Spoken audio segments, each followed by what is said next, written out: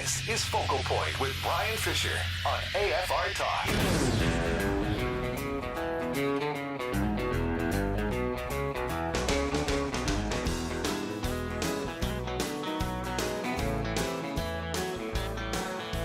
Hi, and welcome back to Focal Point AFR Talk, this Tuesday edition. Brian Fisher is my name. Great to have you in the conversation today. You know, President Obama has been telling us for years that Al-Qaeda has been decimated, Al-Qaeda is on the run, the war against terror is winding down, we have won the war against terror. Now, here's a story out of Al-Qaeda, or out of Iraq, where Al-Qaeda has seized the second largest city in the country of Iraq.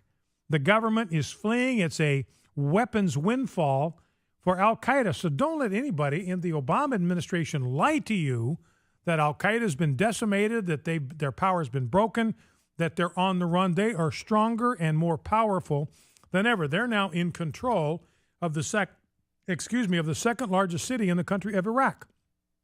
And that reminds me of one other thing. You know, I've made this point, and we need to drill it home, because our enemy for the foreseeable future, ladies and gentlemen, is going to be the soldiers of Allah. Muslims are going to be our sworn enemies for as long as you and I are alive, unless Jesus returns before that day comes. They are going to be our enemies on the battlefield.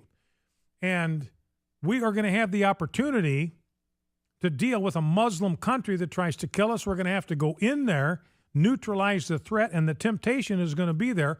Let's stick around and see if we can build a democracy here. You cannot do it. It's a waste of money, and worse to me, it's a waste of American lives. Think of the treasure, and this one's on Bush. As far as I'm concerned, Iraq is on President Bush. He believed the swill that Islam is a religion of peace. He believed that everybody wants liberty. You just give them a taste for liberty, and that's what they want. People that grow up under Islam, they don't know anything about liberty. Liberty is in our DNA because we're a Christian nation. Bible says where the Spirit of the Lord is, there is liberty. Now, in America, the Spirit of the Lord is shed abroad in the land, even though he's not in control of everything, certainly. I'm not saying that. But there's a presence of the Holy Spirit that's completely absent in Muslim countries. So they don't know anything about liberty. It's not in their DNA, because it's where the Spirit of the Lord is that you have this hunger and this thirst for freedom and for liberty, because we grow up in this environment where it's in our DNA, it's in the wallpaper of our soul. We think everybody wants that. But realize there is no Spirit of the Lord in Islam. The spirit behind Islam is dark, it's sinister, it's dead, it's lethal. Islam is a religion of domination, it's a religion of violence, it's a religion of death. There's no liberty there. It's all about totalitarian control. So it is impossible to go into a Muslim nation and rebuild it. What has to happen is they have to convert to Jesus Christ. The only thing that you can do in a Muslim nation, if you want the best for that nation, once you subdue it, then you bring Luis Palau to that country, you bring Franklin Graham to that country, you bring Rick Warren to that country, you bring...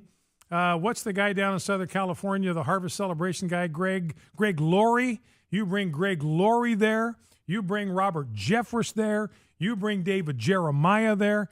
And you send them throughout the entire country of Iraq to do evangelistic crusades. You give the Islamic people the opportunity to hear the gospel and to respond to the gospel and to accept Jesus Christ. If they embrace the gospel, they leave behind the ruin of Islam and embrace Christianity, you've got an opportunity to rebuild a nation. If that doesn't happen, you can forget about it. It's impossible. And Iraq is Exhibit A. This thing is in complete chaos. You read about car bombs every day. It is like we were never there. If you went to Iraq today, I defy you to find one trace of evidence that the United States was ever there. So you can't do it. Now, I'm not saying we don't go into these Islamic nations. Don't misunderstand me. I think we should have gone into Iraq to neutralize the threat of Saddam Hussein. We should have gone into Afghanistan to neutralize the threat of the Taliban. The mistake wasn't going in. The mistake was staying in the folly of believing that Islam is a religion of peace. And I fault President Bush for that. He should have known better, but he didn't. He bought that. He had representatives of CARE with him 2 days after 9/11 talking about the wonders of Islam and how it was a religion of peace. It was just a major blind spot in President Bush's mindset, and Iraq is a result of that. And that's my point here. When people buy this deception about Islam, I want you to hear me on this. When people buy the deception, when American leaders believe the deception that Islam is a religion of peace, American soldiers die. That's why I'm energized on this topic. I do not want to see a single American soldier's life lost in a fruitless cause. You know, that's part of a just war. You only go fight the wars that you believe you've got a chance to win. The cause is just, and you think you've got a chance to win. You're not gonna forfeit lives. You're not gonna risk lives unless you believe there's a chance to win and that the cause is just. There's just no way that we're going to be able to build a nation in Iraq or Afghanistan. It just simply cannot be done. All we can do, like I said before, if we go in, then let's follow behind our military. Let's bring behind our military all of the best evangelists that we can find. If we had the right to go in there as a military power to invade, neutralize a threat, then we have the right to bring behind us evangelists who will share the gospel of Christ with that darkened nation. Give them an opportunity to come out of darkness into light. President Bush did not do that.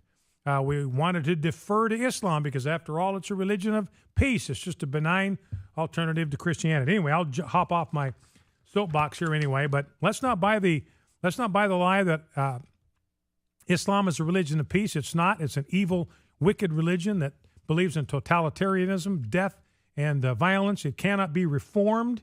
An Islamic nation cannot be rehabilitated. The only thing that can happen to an Islamic nation that provides any promise for its future is for it to be converted. That nation must be converted to Christ before it can be rebuilt. And we need political leaders that understand that, so we do not risk American lives for something that's going to turn out to be as futile as our investment in Iraq. Now, let's shift gears if we can, Rob, and grab a second segment here.